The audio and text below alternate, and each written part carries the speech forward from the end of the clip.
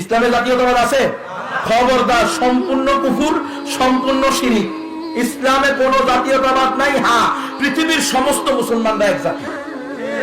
Al মুমিনুনা কাজাসাদিন ওয়াহিদিন in ইশতাকা আইনুহু ইশতাকা Kullu in ইশতাকা রাসুহু ইশতাকা কুল্লু। খবরদার, কোন মুসলমান যদি আক্রান্ত হয় পৃথিবীর যেখানে হবে সেখানে অন্য প্রান্তের মুসলমানরা পৃথিবীর অন্য প্রান্ত থেকে, আফ্রিকার জঙ্গল থেকে হলেও হুঙ্কার দিবে। এটা ইসলামের শিক্ষা। খবরদার, লাইসা মিন্না মান দাআ ইলা সাবিয়াতিন ওয়া লাইসা মিন্না মান কাতালা আলা সাবিয়াতিন ওয়া লাইসা মিন্না মান মাতা আলা সাবিয়াতিন। এ আমার উম্মত, ভালো করে শোনো, যারা জাতীয়তাবাদের জন্য যুদ্ধ করে, জাতীয়তাবাদের জন্য, জাতীয়তাবাদের দিকে মানুষকে আহ্বান করে, জাতীয়তাবাদের জন্য মৃত্যুবরণ করে, তারা আমার উম্মতের অন্তর্ভুক্ত না। মান মাতা আলা সাবিয়াতিন মাতা মিতাতাল জাহেলিয়া।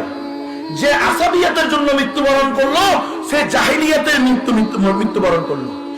আরেক হাদিসে আসে যে মানুষকে জাতীয়তাবাদের দিকে ডাকে সে তার বাপের লজ্জাস্থানকে কামড়াইয়া ধরে। শহীদ এত সোজা শহীদ, অত হিন্দুরাও শহীদ হয়, খ্রিস্টানরাও শহীদ হয়, তুই শহীদ হতে পারে, তুই মুরতাদুল্লাহ শহীদ হবি, ঠিক না? যেখানে কাফের মুশরিক শহীদ হতেছে, কিরে কাফের মুশরিক শহীদ হতে পারবে?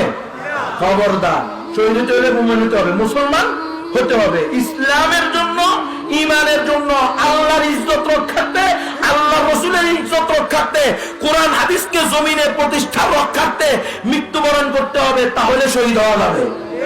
নিজের হেডের লাই আর দান্দার লাই আর গণতন্ত্র, সমাজতন্ত্র, জাতীয়তাবাদ, ধর্মনিরপেক্ষতার লাই আর বেগানা বেহায়া বেলাগা মহিলার জন্য আর এই যে ৬০-৭০ বছরের সুন্দর যুবকের জন্য মৃত্যুবরণ করলে শহীদ হবি নি?